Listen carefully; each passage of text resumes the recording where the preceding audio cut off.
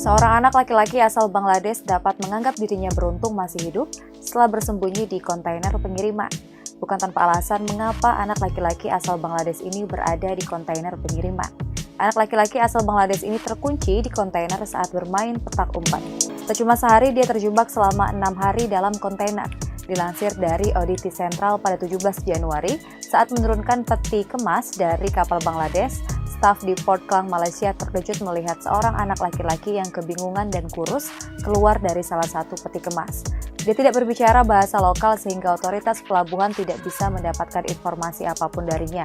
Tetapi mereka mencurigai bahwa dia adalah korban dari organisasi kejahatan perdagangan manusia sehingga mereka segera memanggil polisi.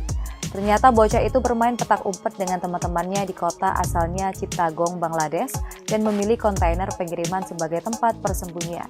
Dia terkunci di dalam dan menghabiskan 6 hari berikutnya di kapal ke Malaysia. Foto dan klip yang diambil oleh para pekerja di Port Klang menunjukkan bocah kurus itu tampak bingung dengan lingkungan yang asing saat dia melangkah keluar dari kontainer pengiriman. Dia kemudian dijemput oleh ambulans dan dibawa ke rumah sakit setempat. Terima kasih sudah nonton. Jangan lupa like, subscribe, dan share ya.